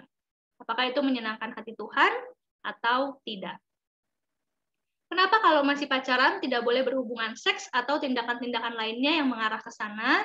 Jawabannya yang pertama alasan teologis ya, bahwa memang Tuhan tidak menghendaki hal itu, bahwa Tuhan menghukum bahkan gitu ya orang-orang yang menjadikan seks tidak kudus, karena seks itu boleh nggak teman-teman dilakuin? Berhubungan seks, ciuman, dan sebagainya boleh nggak dilakuin? Boleh, tapi harus dengan pasangan kamu, di mana kamu sudah terikat dalam pernikahan, gitu ya, bukan dengan seseorang yang baru masih tunangan, gitu ya, atau masih pacaran, atau bukan siapa-siapa, gitu ya, itu tidak dibenarkan. Lalu alasan sosiologis, nilai-nilai di masyarakat, alasan medis, gitu ya, ancaman HIV dan AIDS, alasan psikologis, muncul perasaan rendah diri atau merendahkan pasangan, perempuan biasanya depresi ya, stres karena hamil di luar nikah, bahkan banyak di antara mereka nekat bunuh diri, lalu pria stres karena harus bertanggung jawab, menikah sebelum waktunya, menikah muda, atau berperan sebagai ayah, padahal mungkin usianya masih usia belajar gitu ya, entah masih mahasiswa, atau usianya masih usia baru gitu ya, jadi bekerja, tapi udah harus berperan sebagai ayah. Lalu alasan biologis, karena peningkatan jumlah aborsi setiap tahunnya. Setiap 3 menit ada bayi yang digugurkan gitu ya. Di Indonesia sendiri ini tahun 2001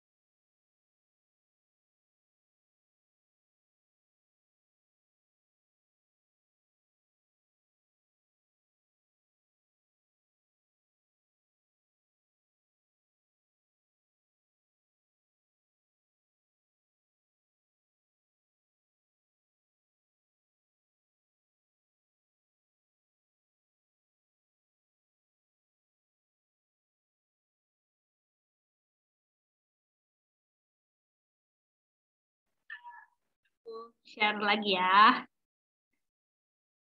Wait.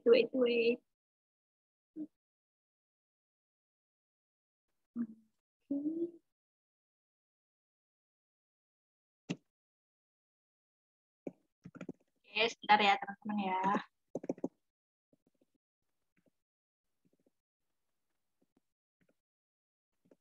Oke, kita lanjutin ya. Nah, selanjutnya ini ya, jadi teman-teman angka aborsi itu meningkat setiap tahunnya dan itu menyedihkan sih, karena kan itu sama aja kita membunuh janin gitu ya. Nah, selanjutnya, nah ini ayatnya tadi ya, Ulangan 22 ayat 23 sampai 24. Apabila ada seorang gadis yang masih perawan dan sudah bertunangan, jika seorang laki-laki bertemu dengan dia di kota dan tidur dengan dia, maka haruslah mereka keduanya kamu bawa keluar pintu gerbang kota dan kamu lempari dengan batu gitu ya. Waduh, sadis banget gitu ya. Tapi maksudnya teman-teman dari kejadian ini adalah bagaimana Tuhan tegas gitu ya terhadap dosa seksual. Tuhan tidak mau gitu ya seks yang tadinya suci, yang tadinya indah, yang dipersiapkan begitu rupa gitu ya oleh Tuhan, tetapi kemudian dilakukan oleh manusia secara semena-mena dan semaunya. Lalu 1 Tesalonika 4 ayat 3 dan 7, karena inilah kehendak Allah pengudusanmu, yaitu supaya kamu menjauhi percabulan. Allah memanggil kita bukan untuk melakukan apa yang cemar, melainkan apa yang kudus. Lalu ini yang tadi ya, udah ya. Selanjutnya, yang terakhir, bagaimana jika sudah jatuh ke dalam dosa seksual gitu ya. Ini kalau misalnya ada teman-teman yang mengalami pergumulan ini gitu ya, bingung harus apa gitu ya, merasa takut, mungkin merasa rendah diri dan sebagainya. Yang pertama teman-teman bertobatlah. Mohon ampun kepada Allah. Itu adalah hal yang penting karena Tuhan mengatakan gitu ya, kalau kita mohon ampun di hadapan Tuhan dengan sungguh, ya Tuhan akan mengampuni. Dan itulah yang Kristus lakukan gitu ya. Ketika dia mati di kayu salib, tujuan dia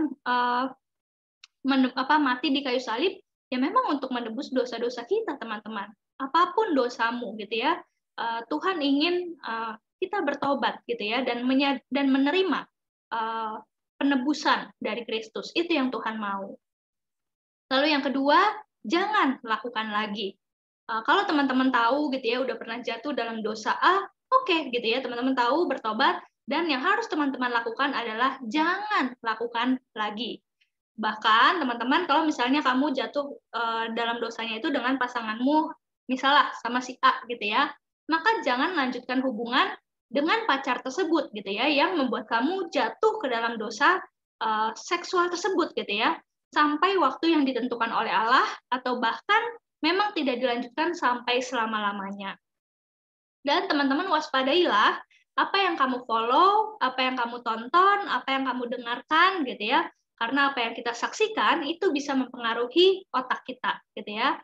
Ada penelitiannya teman-teman, bahaya pornografi, video di YouTube yang dibuat sama Kemenkes itu bagus banget. Menolong kita sadar bahwa bohong kalau film atau konten-konten porno gitu ya, sensual dan sebagainya itu nggak mempengaruhi otak kita. Jawabannya sangat mempengaruhi gitu ya. Jadi nanti teman-teman bisa nonton sendiri ya di YouTube, cari aja bahaya pornografi, dibuatnya sama Kemenkes. Lalu bagaimana Kak kalau misalnya kita nggak ada tujuan untuk follow, tonton atau dengarkan hal-hal yang kayak gitu, tapi keluar sendiri Kak gitu, padahal nggak dicari dan sebagainya. Ini lakukanlah apa yang Yusuf lakukan, Yusuf dalam perjanjian lama.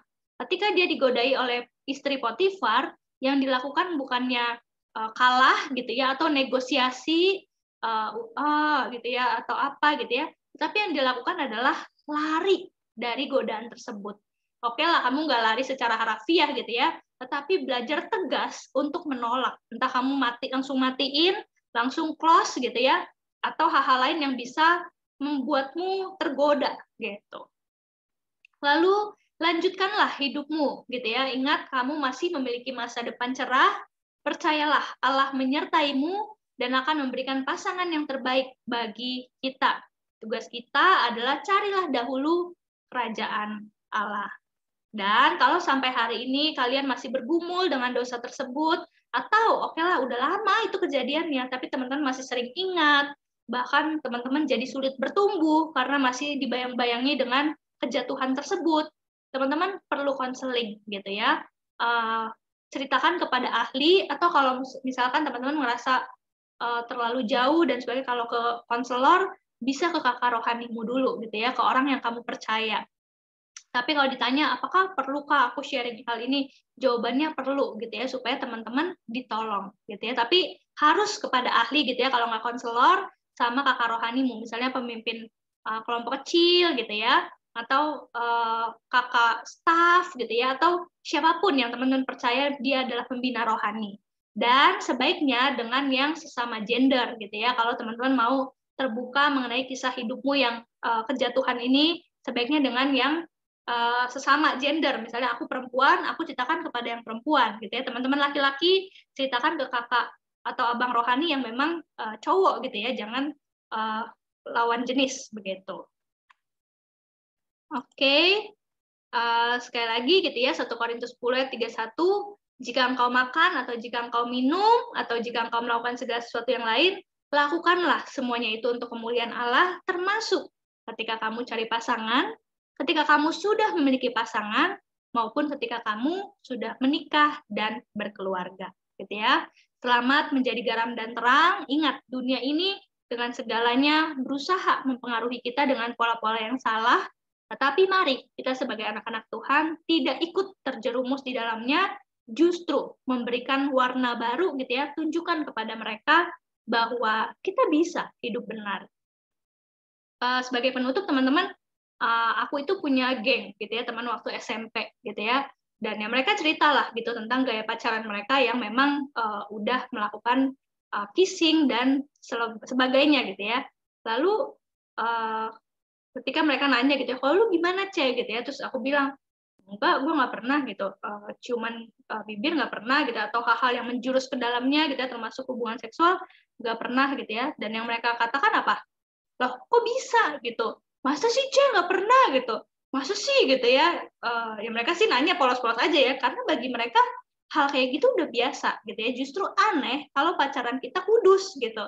Nah, tetapi sebagai anak-anak Tuhan, kamu harus berani jadi garam dan terang, termasuk di dalam gaya pacaranmu.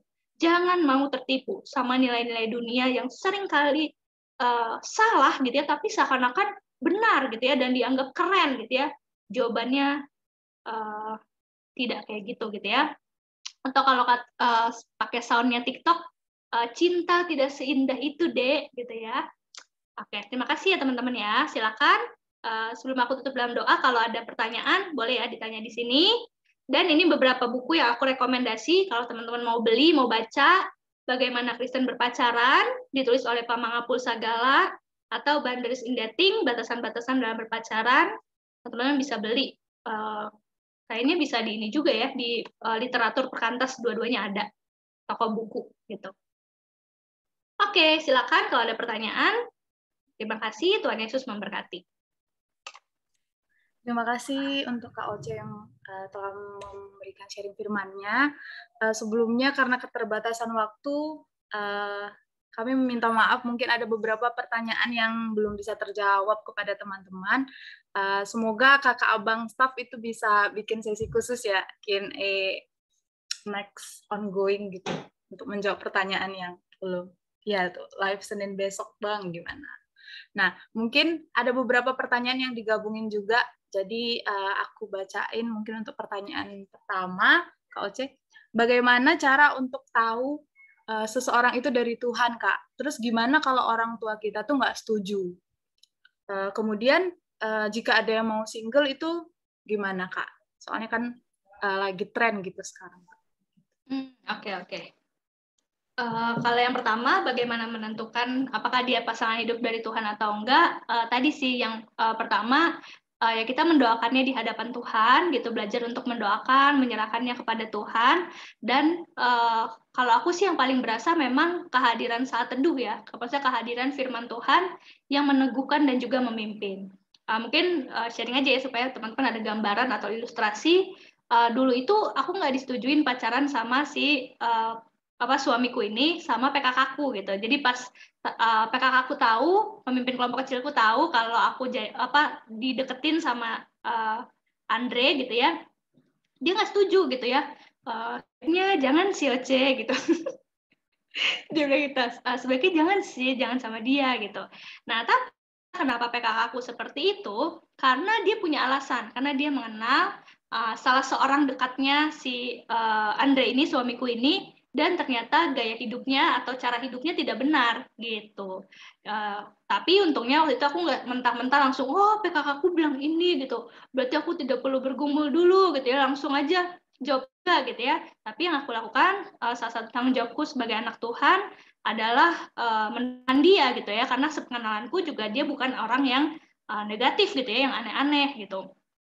Dan setelah mendoakan, kurang lebih sekitar 2 bulan kemudian baru aku jawab. Jadi nggak pas nembak aku langsung terima gitu ya, tapi 2 bulan kemudian dia juga ada kemauan untuk bertumbuh gitu ya. Tadi kan aku bilang ya, dia bukan dari sekolah yang ada roh krisnya gitu. Jadi pasti beda sama kita yang memang misalnya di kampus atau di sekolah udah ada roh kris, ada persekutuan gitu ya, pasti beda gitu. Nah, tapi ketika dia mau bertumbuh, mau berjuang, nah itu bisa jadi salah satu pendukung juga gitu ya, bahwa oh dia mau bertumbuh kok gitu. Aku susah-susah gampang untuk jawab ini karena kebetulan aku bukan dari keluarga yang misalnya tidak setuju gitu ya. Mungkin bisa kakak-kakak lain yang lebih realistis gitu ya, yang pernah punya pengalaman ternyata nggak disetujuin gitu ya. Tapi aku jawab dulu yang ketiga ya. Bagaimana dengan single gitu ya? Sekarang kan lagi banyak gitu ya ajakan untuk single dan sebagainya. Kalau kamu memang single karena memang itu keputusanmu, misalnya mau mendedikasikan waktu misalnya untuk Tuhan, atau misalnya untuk orang tua, atau misalnya kalian kayak tadi ya, misalnya ada pergumulan berkaitan dengan orientasi seksual yang kalau dilanjutin itu bisa membahayakan dirimu gitu ya, atau tidak benar di hadapan Tuhan. Menurutku selama kalian sudah mendoakannya dan memutuskan di dalam Tuhan, nggak apa-apa. Tapi sekarang ini lagi ada juga gitu ya, yang mereka nggak mau merit, tapi mereka mau FWB gitu. Artinya mereka nggak merit, tapi mereka mau tetap aktif secara hubungan seksual gitu ya, entah dengan siapa gitu. Nah itu jelas jadi benarkan di hadapan Tuhan gitu, karena hubungan seksual Tuhan siapkan, Tuhan ciptakan untuk dilakukan di dalam pernikahan begitu. Gitu sih. Nah, kalau tadi sih mungkin ya, sedikit aja kalau misalnya bagaimana orang tua nggak setuju, mungkin perlu dikomunikasiin. Nggak setujunya kenapa? Apakah beda suku? Apakah karena apa gitu ya? Kalau beda suku, contoh ya, misalnya kalau di Batak, oke, beda suku nggak boleh gitu ya. Tapi kan sekarang udah bisa mangain gitu ya, atau bisa dikasih marga Batak gitu. Jadi ya udah case close gitu kan, maksudnya udah dapat solusinya gitu. Atau misalnya apalagi ya, banyaklah hal-hal yang itu sebenarnya masih bisa didiskusiin gitu. Kecuali misal aku nggak tahu sih, misalnya ada juga ya orang-orang Batak, ya ini aku contohnya Batak karena yang aku temukan ya, tapi teman-teman bisa sesuaikan dengan kondisi teman-teman masing-masing. Contoh di Batak itu ada marga yang memang tidak boleh menikah karena dianggap satu rumpun. Nah itu kan makanya pentingnya dari awal tanya dulu gitu ya, kamu orang mana gitu, sukunya apa, farmnya apa, nama farmnya atau nama marganya apa gitu, dan cari tahu gitu. Itu berguna sih gitu. Baiklah, terima kasih Kak Oce atas jawabannya. Semoga bisa terjawab bagi yang bertanya. Kemudian ada pertanyaan juga nih Kak. Kalau hubungan yang umurnya itu bedanya terlalu jauh Kak, gimana Kak? Atau kita itu dari awal milih itu yang umurnya itu dekat-dekat aja? Oh iya. Sebenarnya baik usia jauh maupun usia dekat itu punya pergumulannya masing-masing gitu ya. Contoh misalnya yang usia dekat, biasanya kita lagi sama-sama, contoh lah misalnya aku sama pasanganku ya, sama Andre, kami lagi dalam masa usia yang pengen berkarir masing-masing gitu, pengen mengembangkan diri gitu ya. Tapi kan di dalam dunia pernikahan kita juga punya tanggung jawab gitu, punya pekerjaan rumah gitu ya, dan hal-hal lainnya itu juga perlu dipikirkan gitu ya. Jadi sebenarnya pergumulan baik usianya dekat maupun usia jauh itu bisa jadi pergumulan sih gitu. Jadi misal contoh orang yang usianya berjauhan, bagaimana menyesuaikan ini mindset gitu. Misalnya yang satu, misalnya yang usianya lebih dewasa, dia menganggap ini pernikahan gitu. Kita harus dewasa pola pikirnya, harus begini, jangan senang-senang lagi. Sementara misalnya yang lebih mudanya merasa, loh ini masih usia segini gitu, memang masih usia senang-senang, masih mau kumpul sama teman-teman dan sebagainya gitu. Tapi itu beda-beda sih setiap orang ya. Tapi salah satu temanku ada yang pacarannya gitu, jarak usianya berbeda dan mereka udah menikah. Bedanya di situ berasa gitu ya. Yang satu pengennya serius dalam pernikahan gitu ya. Yang satu merasa, loh emang kenapa gitu ya, masih pengen main, masih pengen kumpul-kumpul dan sebagainya. Tapi sebenarnya yang usianya berdekatan pun juga punya pergumulan sih gitu ya. Jadi memang itulah pentingnya komunikasi dalam pernikahan maupun pas pacaran pun gitu ya. Komunikasi itu penting banget gitu, dan saling menerima keterbukaan, saling komunikasi gitu ya, nggak cuma kita doang yang ngomong gitu ya, tapi pasangan kita juga share juga gitu ya, itu penting. Gitu. Oke, terima kasih Kak. Nah, pertanyaan terakhir nih Kak. Ini agak gimana ya? Sepertinya ada yang kode nih Kak di pertanyaan. Kalau cowok ngedeketin tapi nggak ada langkah lebih lanjut, itu kita harus gimana? Atau apakah itu akan membuat kita malah takut untuk makin kenal gitu Kak? Nah, itu bagaimana tuh Kak? Oh iya.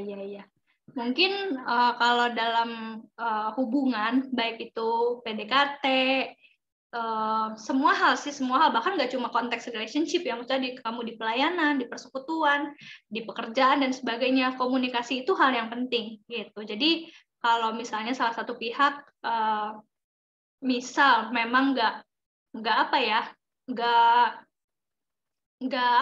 terbuka atau nggak melanjutkan komunikasi, ya bisa jadi memang dia nggak mau gitu.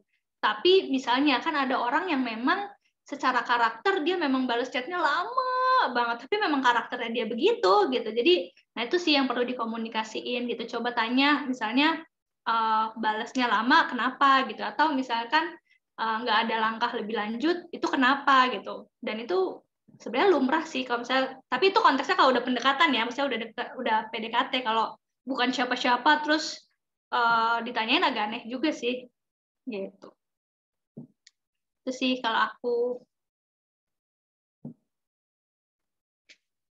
Oke, terima kasih Kak. Mungkin satu pertanyaan lagi boleh Kak? Boleh. Kan tadi caranya menemukan cara mengetahui dia dari Tuhan itu berdoa ya Kak, ya bertanya kepada Tuhan.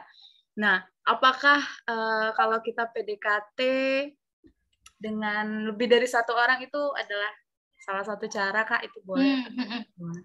Iya. Oke, kalau ini konteksnya PDKT ya. Kalau menurutku kalau konteksnya pendekatan, aku bingung juga sih, karena pengalamanku kalau aku bukan PDKT tapi dideketin sama lebih dari satu orang waktu itu. Jadi Andre tuh waktu ngedeketin aku, ada orang lain juga yang bersamaan deketin aku gitu ya. Tapi aku nggak hitung sebagai dua-duanya PDKT gitu, karena waktu itu pokoknya yang satu nggak berlanjut lah gitu. Padahal dia nggak tahu juga kan aku lagi deket sama siapa gitu. Tapi kalau emang pendekatan yang emang benar-benar kayak ngedoain, misalnya tadi kan aku ditembak tapi aku masih ada mendoakan dulu kan gitu, menurutku itu udah nggak sama lebih dari satu orang sih, harus sama satu dulu gitu. Akunya harus cari tahu kehendak Tuhan dulu gitu ya, menemukan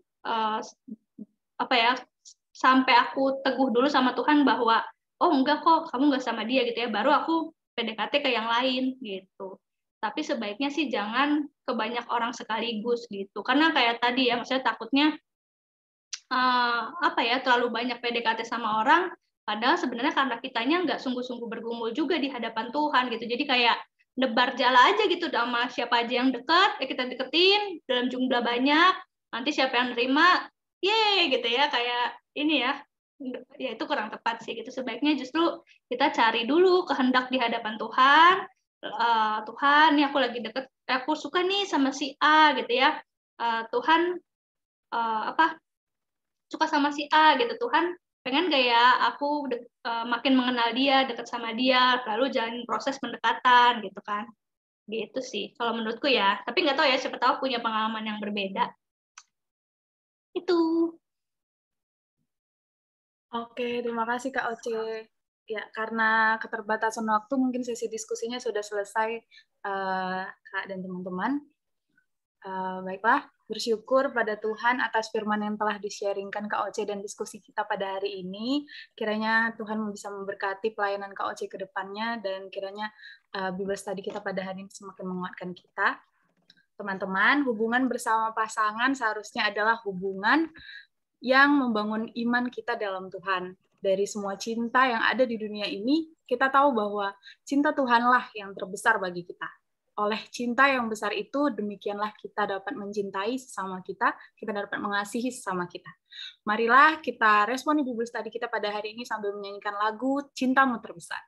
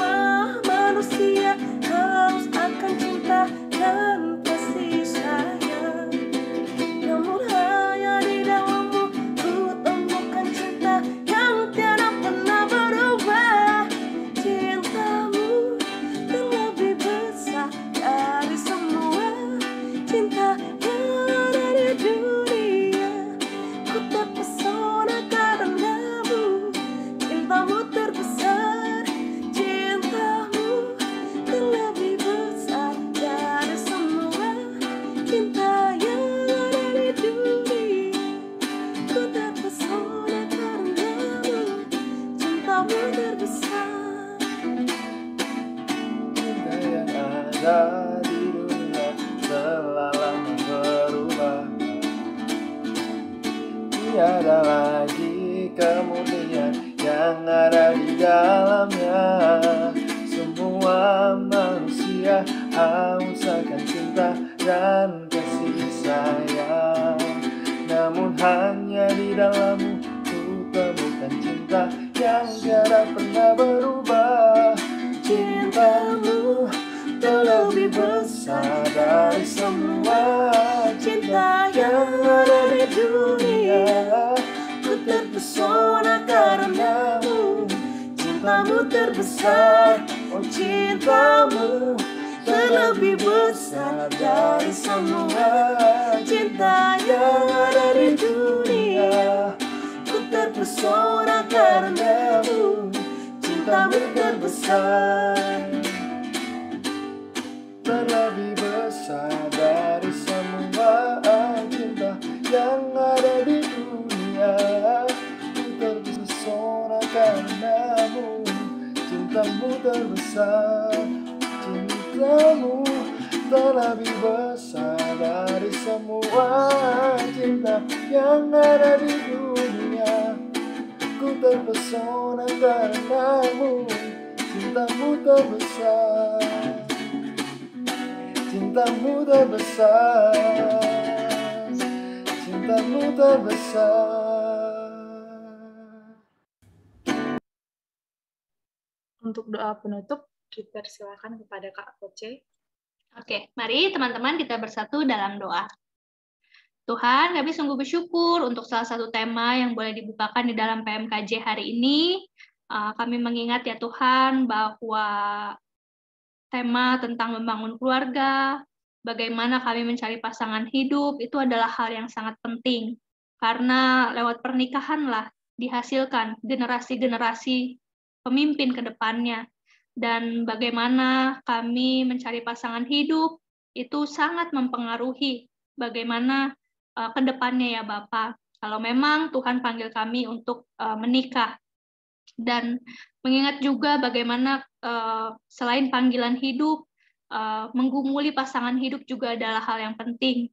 Mengingat ketika kami memutuskan untuk berpacaran dan juga nantinya menikah, kami akan seumur hidup bersama mereka. Kami akan menghabiskan sisa waktu kami dari usia 20-an atau mungkin 30-an Tuhan, sampai nanti kami berada di usia senja ya Bapa. Oleh karena itu penting sekali untuk sungguh-sungguh menggumuli, mendoakan, mencari tahu kehendak Tuhan, tidak asal-asalan, tidak mengikuti hawa nafsu, atau hal-hal lainnya yang dunia ini ajarkan dengan begitu bobroknya, yang begitu banyak mengajarkan kami kepada tipu-tipu dunia yang tidak benar ya Bapak. Tolong kami sebagai anak-anak-Mu boleh menghidupi apa artinya menjadi garam dan terang dalam konteks relationship ini ya Bapak.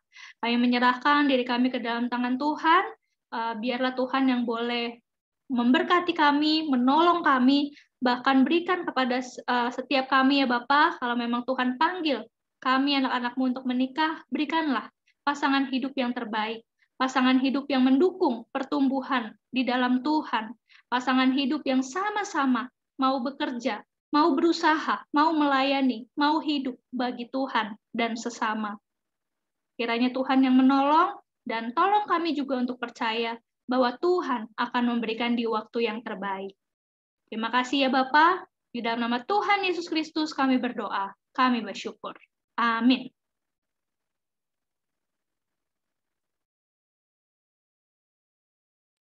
Baiklah teman-teman, Bible Study kita telah selesai. Sampai jumpa di Bible Study berikutnya. Shalom.